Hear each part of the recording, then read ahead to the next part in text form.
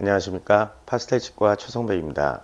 저는 원광대학교 치과대학을 졸업하였고 경희대 보존과에서 수련을 하였습니다. 오늘 말씀드릴 내용은 근관치료의 마이크로스콥 임상 활용에 대해서 말씀을 드리겠고요.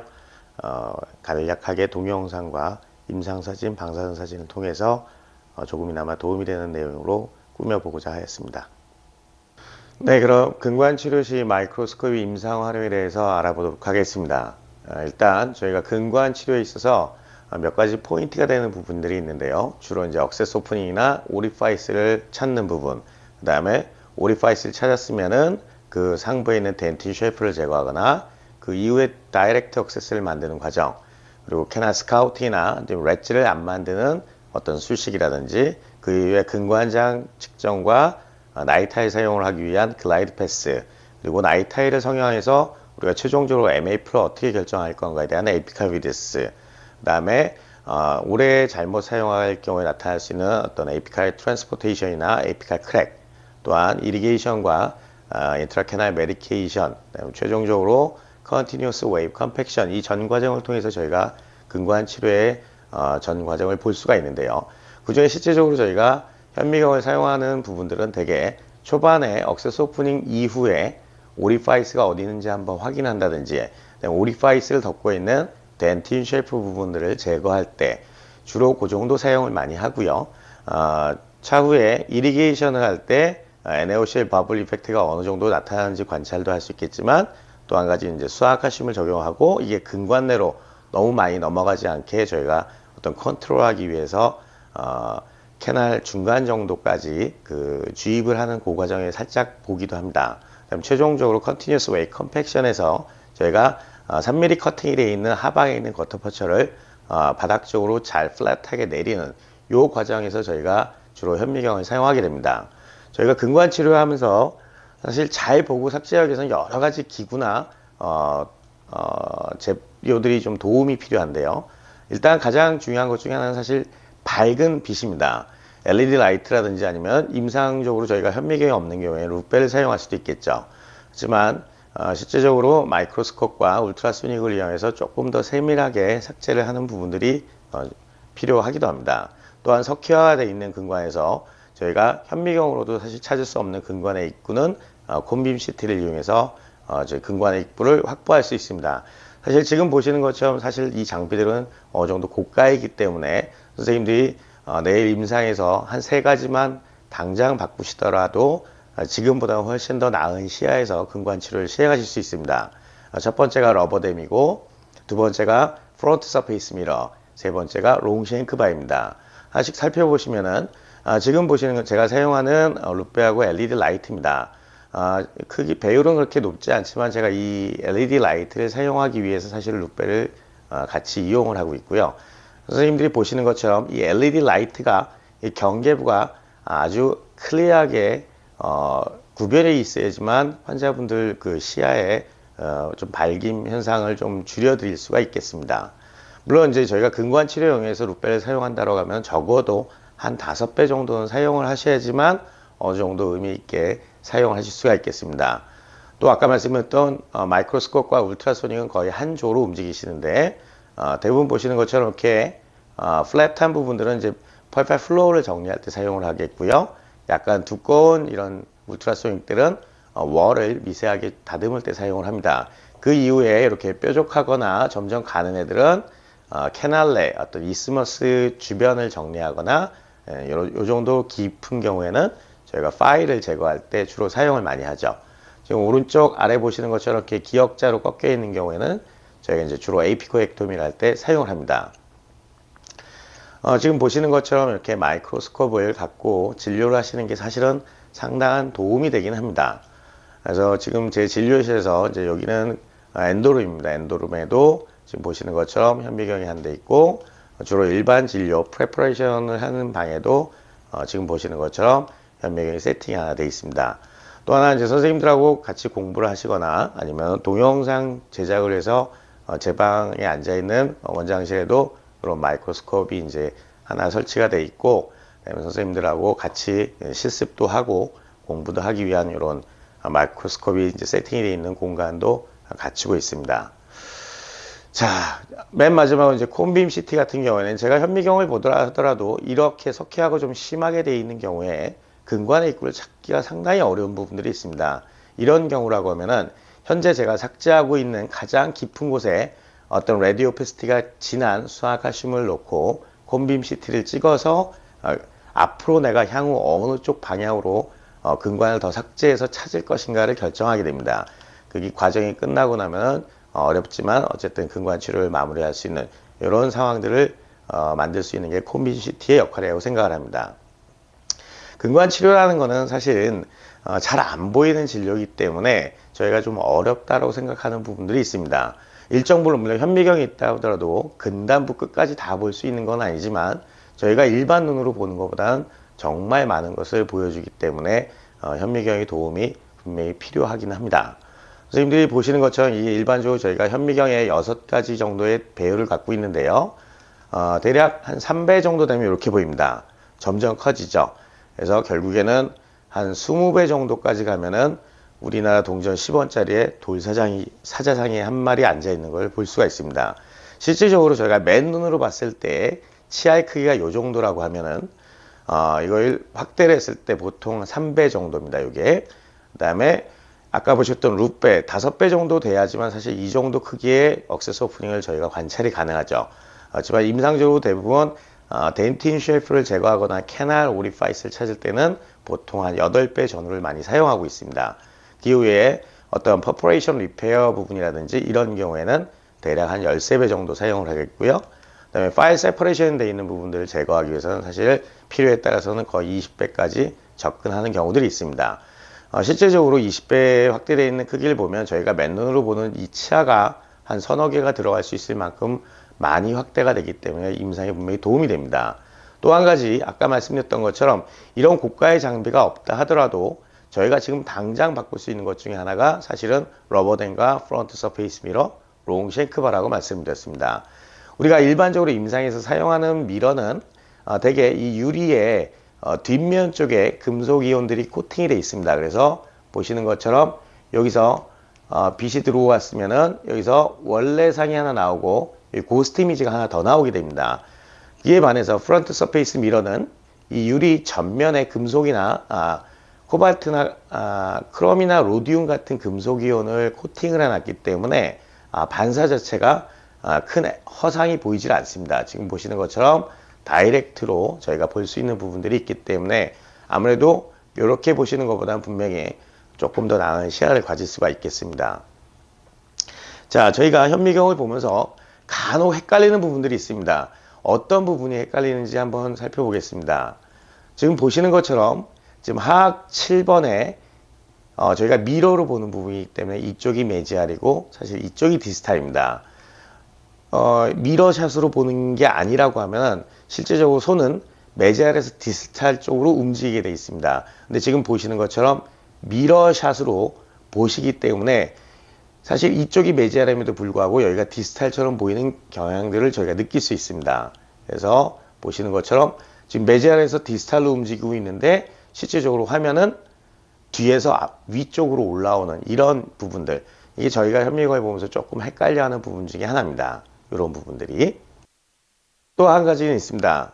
지금 보시는 것처럼 저희가 미러로 보는 경우에 보통 저희가 나이트 타입 파일이 근관 내에서 세퍼레이션이 될 경우에 되게 많은 파일들은 다 시계 방향으로 근관 내에 박히게 됩니다. 그래서 저희 이런 울트라소닉을 이용해서 파일을 제거하기 위해서는 사실 반시계 방향의 진동을 줘야 됩니다. 근데 미러샷으로 보시다 보니까 지금 저는 실제적으로는 시계 방향으로 돌리고 있는 겁니다. 실제 손은. 그런데 미러에서 볼 때는 반시계 방향으로 돌리고 있는 거죠. 지금 보시는 것처럼 돌리면 사실 근관 내에 나이타이가 더 박히는 동작이 됩니다. 그래서 실제로 선생님들이 거울로 보고 진료를 하셨을 때 이 울트라소닉 팁이 시계 방향으로 돌게 진동을 주셔야지만 임상에서 실제로는 반시계 방향으로 진동을 주고 그래야지만 저희가 나이타이 파일을 근관 내에서 제거할 수 있는 이런 과정들이 좀 필요할 수 있겠습니다. 이 두 가지가 조금 헷갈리는 경우입니다. 그래서 저희가 이 마이크로스코프는 주로 임상에서 여러 진료에 사용할 수 있지만 저희가 이제 일단 엔도에 대해서만 한번 살펴본다고 하면은 일반적으로 덴틴 쉘프를 제거할 때 많이 사용을 하겠고요. 오리파이스 입구가 명확하지 않을 때 조금 더 확대를 해서 확인을 한다든지 아니면 석회화되어 있는 근관이나 MB2 캐날 아니면 하악의 DL 캐날 오리파이스를 확보할 때 이럴 때 주로 사용을 하죠. 그리고 또한 파일이 부러졌거나 아니면 포스트가 근관 내에 있을 때 이를 제거할 때 주로 사용을 많이 하고요. 또한 에피코렉터미 같은 경우에 저희가 오픈 사이즈를 조금 줄여주기 위해서도 상당히 도움이 많이 됩니다. 또 한 가지는 근관 충전을 할 때 바닥에 이제 커터파츠를 커팅하고 나서 옵츄레이션을 하기 직전에 플랫하게 잘 내려주는 이 과정 때문에 저희가 또 마이크로스코프를 사용을 합니다. 마지막으로는 주로 이제 퍼포레이션 리페어에 주로 현미경을 많이 사용을 합니다.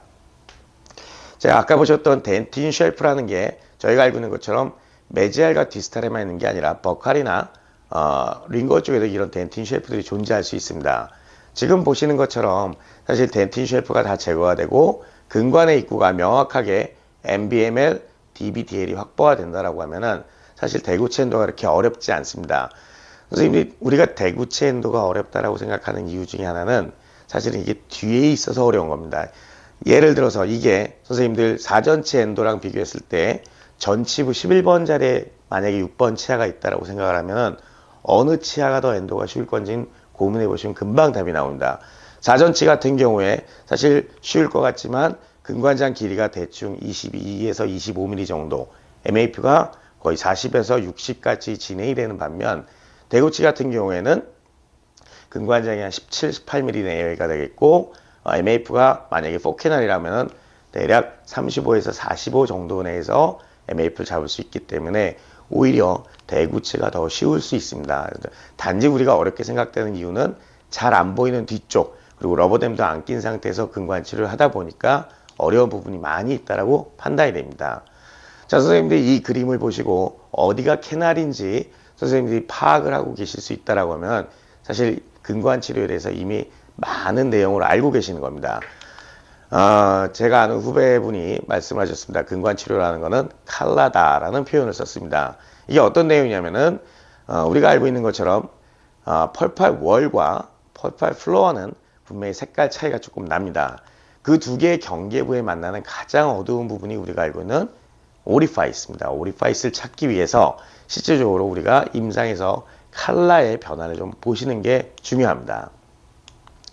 그래서 오리파이스 입구에 우리가 파일이 들어간다 치면은 이 한가운데 삭제하게 되면 퍼케이션도 삭제를 하고 이쪽에 있는 메지알 쪽도 삭제를 하겠죠. 그래서 가급적이면은 캐날이 들어간 부분에서 MB 캐날이라고 하면 메지알 쪽을 삭제해야지만 퍼케이션에 대한 삭제를 좀 줄일 수가 있겠죠. 지금 보시는 것처럼 우리가 펄팔 플로어가 노출이 됐다라고 하면은 롱쉔크 바를 이용해서 6번으로 상부, 그 다음에 조금 더 아래는 4번으로 하부를 삭제하고, 그 다음에 오리파이스 주변은 2번 롱쉔크 바를 이용해서 삭제를 하시면은 우리가 이쪽에 있는 플로어를 잘 보존하면서도 오리파이스를 확보하고 어느 정도 스트레이트한 라인을 얻을 수 있지 않을까 생각이 됩니다. 저희가 임상에서 주로 볼 수 있는 석회화가 많이 되어 있는 환자분인 케이스입니다. 이제 근관치료 도중에 오리파이스 확보가 전혀 안 돼서 의뢰가 오셨는데 제가 봐도 사실 어디가 어딘지 정확하게 알기가 조금 어렵습니다. 이럴 경우에 아까 선생님들께 말씀드렸던 것처럼 롱쉔크 바로 바닥을 빗자루 쓸듯이 쓸다 보면은 사실 이스머스라든지 캐날에 있는 부분들은 지금 보시는 것처럼 이 깎여져 있는 덴틴들이 메모리 됩니다. 그 빈 공간에. 그러니까 쉬운 말로 이 공간은 다 이스머스가 존재할 수 있다라고 보시면 됩니다. 그런데 그 와중에 뭔가 이렇게 석영처럼 빛나는 애들이 있다. 이런 애들은 캐날 내에 존재하는 펄프 스톤이라고 이해를 하시면 됩니다. 그래서 저런 부분들은 엔도돈틱 익스플로러로 조금 끼작거리다 보면 사실 저게 빠지면서 우리가 원하는 캐날의 입구가 확보가 될 수가 있겠습니다. 이 환자분도 마찬가지입니다. 진료를 하시다가 근관의 입구를 확보를 못해서 의뢰가 오셨는데 초진 상황에서는 저도 어디가 어딘지 정확하게 모르겠습니다.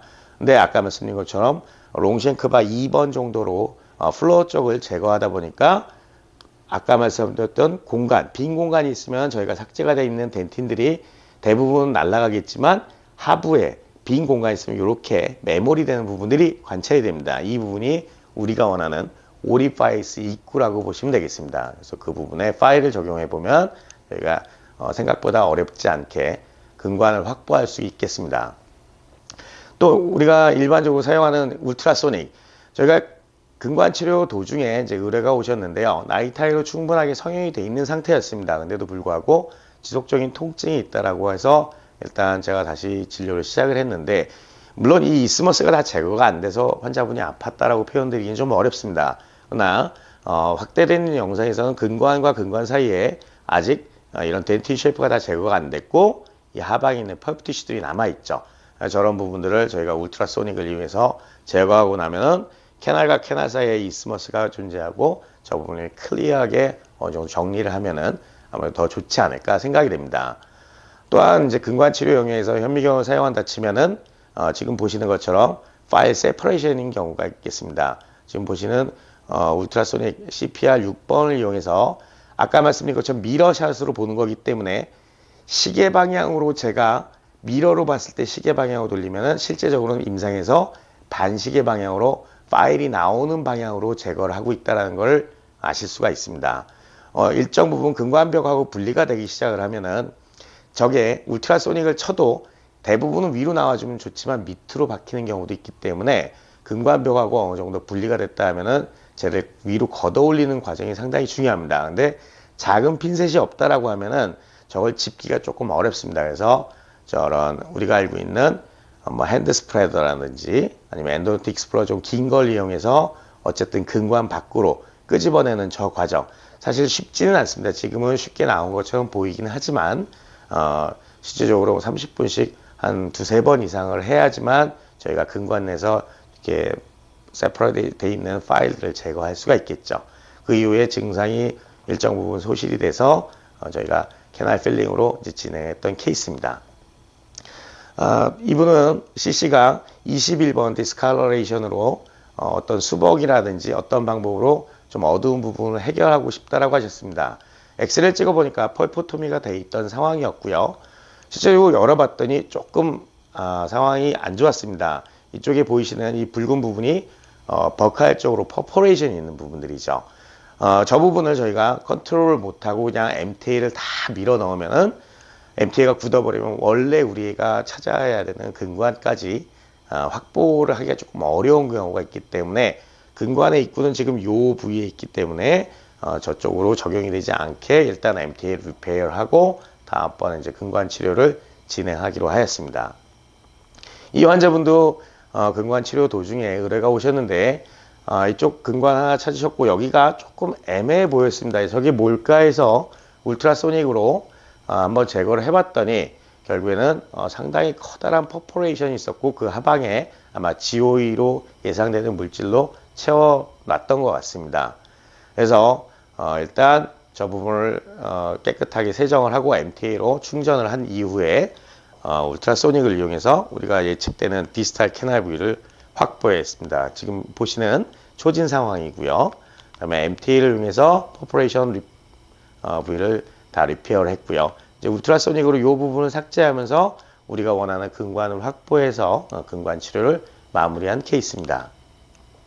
이외에도 사실은 근관 치료 영역에서 많은 부분을 사용할 수 있겠지만 보존학적으로도 저희가 일반적으로 어떤 마진이라든지 크라운 프레퍼레이션 했을 때 그 프리 에나멜이 남아있는지 부분들 아니면 임프레션 부분들 그 다음에 다양하게 용도를 사용할 수 있습니다. 뭐 크랙이라든지 아니면 레진 필링 뭐 아니면 하이 팔리싱을 한다든지 이런 경우에도 충분히 사용할 수가 있죠. 지금 보시는 것처럼 프록시말 캐리어스가 있는 경우에 캐리어스를 제거하고 그리고 나서 본딩 처리하고 나서 그다음에 라이트 큐어링 하고 그다음에 레진 충전하고 그 이후에 스톤바를 이용해서 거친 부분들을 좀 제거를 하죠.